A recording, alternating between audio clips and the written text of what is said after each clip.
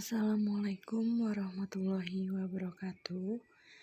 Perkenalkan, nama saya Indriani dari Pendidikan Geografi semester 5 Universitas Islam 45 Bekasi. Di sini saya akan menjelaskan sedikit tentang klasifikasi tipe iklim dan pola iklim global. Sebelumnya, selamat pagi teman-teman. Nah, berjumpa lagi sama saya. Sebelum ke materi, alangkah baiknya kita sharing tentang pembelajaran selama daring ini. Gimana teman-teman buat menjalankan pembelajaran daring ini? Pasti banyak kendalanya ya, seperti kuota dan lain-lainnya teman-teman. Nah, sebelum saya menjelaskan, alangkah baiknya kita berdoa terlebih dahulu. Berdoa dimulai. Selesai. Ya, di sini saya ada klasifikasi tipe iklim dan pola iklim global. Nah, pasti kalian itu udah sering dengar kan dengan kata iklim. Nah, di sini iklim itu apa sih? Iklim itu kebiasaan dan karakter cuaca yang terjadi di suatu tempat atau daerah. Kurun waktu yang menjadi acuan penentuan iklim rata-rata berdurasi 30 tahun dan unsur penyusun iklim ini sama dengan cuaca teman-teman. Misalnya Indonesia ini memiliki iklim tropis. Nah, di sini kita lihat ya teman-teman, di sini ada kondisi iklim di Indonesia. Nah, Indonesia ini berada di iklim tropis. Ciri iklim tropis itu suhu udara yang tinggi sepanjang tahun sekitar 27 derajat Celcius. Nah, kondisi ini berbeda dengan daerah lintang ya teman-teman. Lintang sedang yang perbedaan suhu yang ekstrim antara musim panas dan musim dingin. Nah, di sebelah kanan ini ada perbedaan gambar ya teman-teman. Yang warna hijau itu apa, kuning apa, dan merah apa. Nah, di sini ada iklim matahari. Iklim matahari ditemukan berdasarkan garis lintang.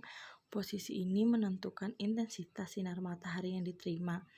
Berdasarkan iklim matahari, tempat di bumi dibagi menjadi 4 iklim ya teman-teman.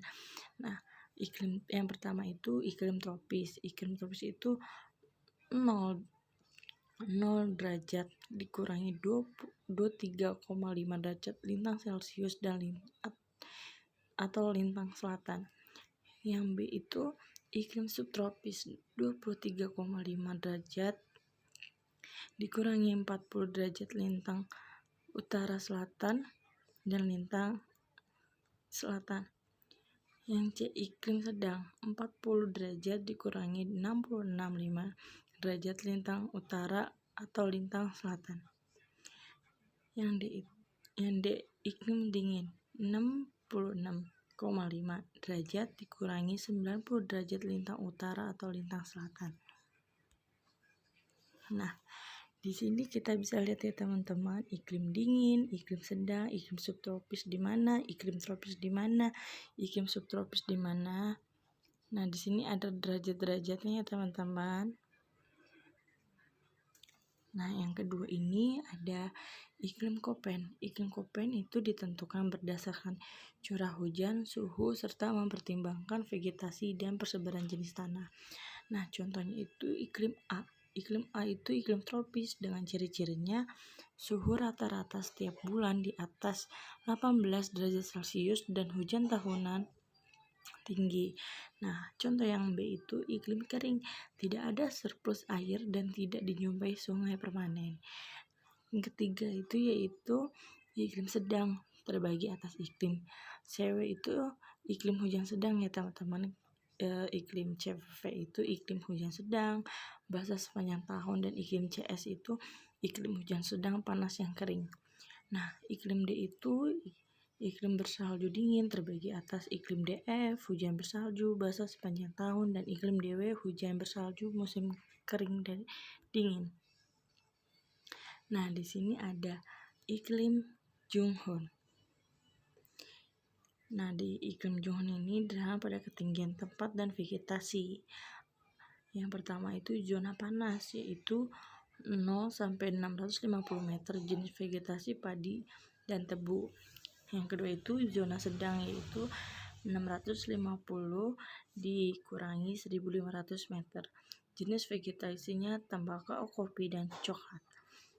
Selanjutnya zona sejuk, yaitu 1500 dikurangi 2500 meter.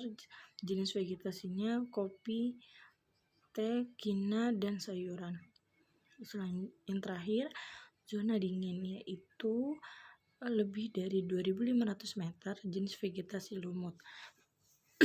Nah, di sini kita bisa lihat ya teman-teman, zona dingin, zona sejuk, zona sedang, zona panas itu ada di mana. Nah, yang keempat itu iklim Schmidt-Ferguson. Nah, iklim Schmidt-Ferguson itu apa sih? Penentuan iklim berdasarkan rata-rata bulan basah dan bulan kering, yaitu curah hujan. Schmidt itu Ferguson itu membagi iklim menjadi 8 tipe iklim. Nah, yang terakhir itu iklim Oldman. Itu curah hujan sebagai dasar dari klasifikasi iklim. Oldman ini membagi iklim menjadi 5 tipe iklim loh, yang dikaitkan dengan sistem pertanian untuk daerah-daerah tertentu, teman-teman. Nah, kita bisa lihat contohnya di sini ya teman-teman. Di sini ada jumlah bulan basah berturut-turut. Nah, sekian dari saya, kurang lebihnya mohon maaf. Mungkin bisa dimaklumi dengan kita yang masih sama-sama belajar ya teman-teman. Kurang lebihnya mohon maaf. Wassalamualaikum warahmatullahi wabarakatuh.